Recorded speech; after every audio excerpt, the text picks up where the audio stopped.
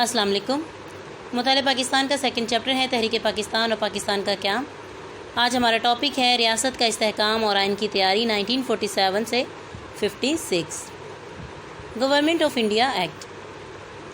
پاکستان کو آغاز میں ہی آئین سازی کی مشکلات سے دوچار ہونا پڑا۔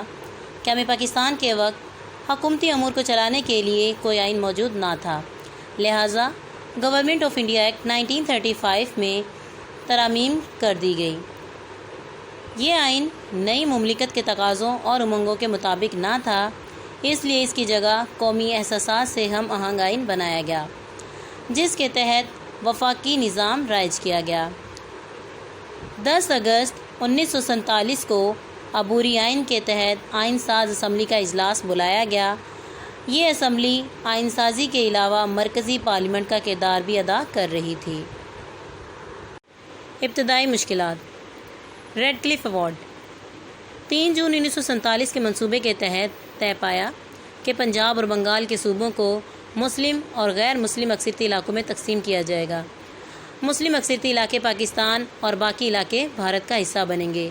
علاقوں کی حد بندی کے لیے ایک کمیشن بنانے اور اس کی ثالثی کو قبول کرنے پر اتفاق ہوا۔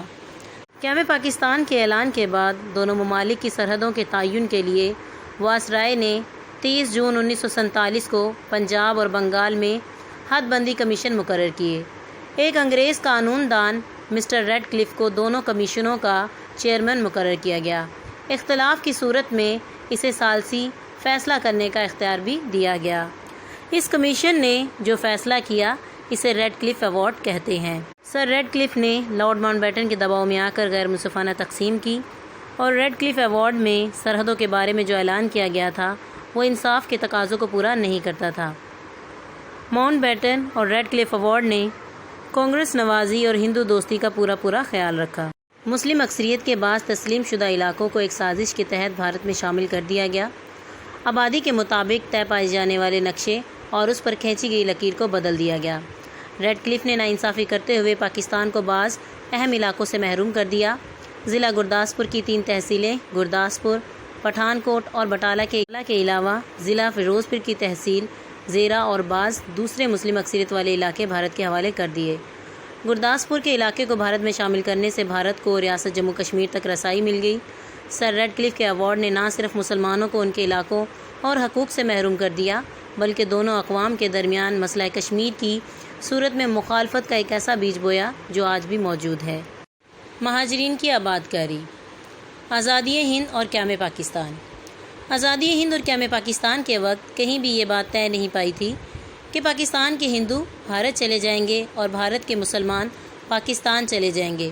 بات تو یہ تھی کہ مسلمان اکثریت کے علاقے پاکستان کو مل جائیں گے، جن میں اقلیتیں اپنی پوری آزادی کے ساتھ سبز پرچم کے سائے تلے رہ سکیں گی۔ ہندو مسلم فسادات۔ ہندو مسلم فسادات نے نئی مملکت میں مسائل میں مزید اضافہ کر دیا۔ بھارت میں پرامن آباد مسلمانوں کی بستیاں جلا کر راکھ کر دیں، قتل و غارت کا بازار گرم کیا اور زبردستی مسلمانوں کو پاکستان میں دھکیل دیا گیا۔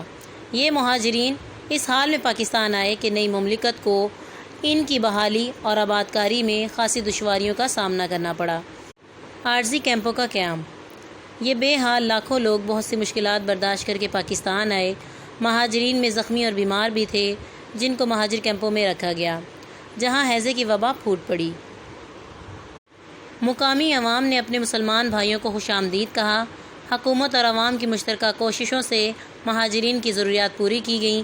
مہاجرین کی تعداد اتنی زیادہ تھی کہ کیمپوں میں زیادہ گنجائش نہ رہی۔ لوگوں کو جہاں سر چھپانے کو جگہ ملتی ڈیرے ڈال دیتے۔ مہاجرین کی بحالی ایک بہت بڑا چیلنج تھا۔ دنیا میں ہجرت کی اتنی بڑی تعداد کا واقعہ کہیں رونما نہیں ہوا تھا۔ طبی علاج معالجہ کی ناکافی سہولتوں کی وجہ سے بہت سے لوگ اللہ کو پیارے ہو گئے۔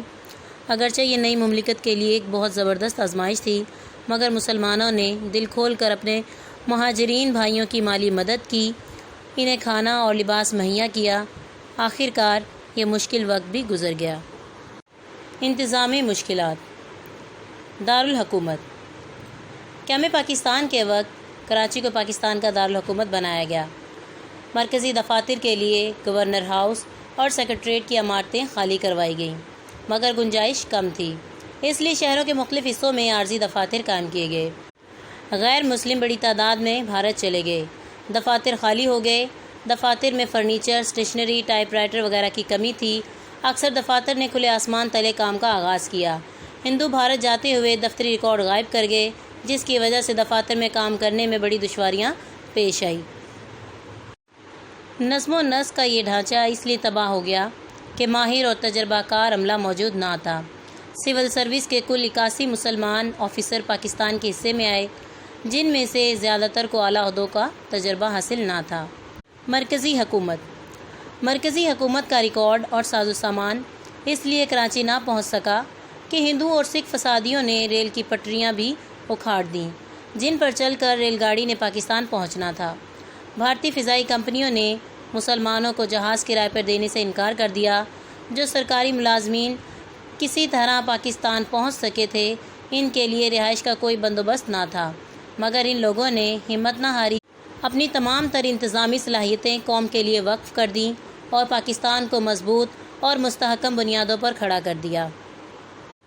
ریاست کا استحکام اور آئین کی تیاری 1947 سے 56۔ اس وقت پاکستان میں 3 آئین متعارف کروائے جا چکے ہیں۔ فرسٹ ون ہے 1956، سیکنڈ ہے 1962 اور تھرڈ ہے 1973۔ کوشچن مینشن کریں، پاکستان کی پہلی آئین ساز اسمبلی کی تشکیل کیسے ہوئی؟ آنسر پورا ہے۔ 2-4 ہونا، سامنا کرنا، حکومتی امور، حکومتی کام، ترامیم، تبدیلی، ہم آہنگ، جوڑنا، وفاقی نظام، مرکزی نظام، عبوری آئین، عارضی آئین، امنگوں، تبدیلی کو کہتے ہیں۔ ابتدائی مشکلات۔ کوشچن مینشن کریں، پاکستان کو معرض وجود میں آنے کے بعد کن مشکلات کا سامنا کرنا پڑا؟ ریڈ کلف ایوارڈ ہائی لائٹ کر لیں۔ 30 جون 1947 کو پنجاب اور بنگال کی حد بندی کمیشن مقرر کیے گئے۔ قانون دان سر ریڈ کلف ایوارڈ کو کمیشن کا چیئرمین مقرر کیا گیا۔ ریڈ کلف ایوارڈ کسے کہتے ہیں؟ ہائی لائٹ کر لیں، ویری امپورٹنٹ کوشچن کے طور پر آ سکتا ہے۔ مہاجرین کی آباد کاری کا مسئلہ ہائی لائٹ کر لیں، مہاجرین کی آباد کاری کا مسئلہ بیان کریں، وضاحت کریں۔ فسادات کہتے ہیں جھگڑے کو۔ قتل و غارت کا بازار گرم ہونا، بہت زیادہ قتل عام ہونا۔ دشواریاں، مشکلات، انتظامی مشکلات۔ کوشچن مینشن کریں کہ ہمیں پاکستان کے وقت پاکستان کو کن انتظامی مشکلات کا سامنا کرنا پڑا؟ سول سروس یعنی سرکاری ملازمت کا وہ شعبہ جس میں بڑے بڑے سول عہدیدار شامل ہوتے ہیں۔ سول سروس کے کل 81 مسلمان آفیسر پاکستان کے حصے میں آئے، ہائی لائٹ کر لیں۔ مستحکم، مضبوط۔ یہاں تک ہوتا ہے ہمارا topic complete. Thank you so much.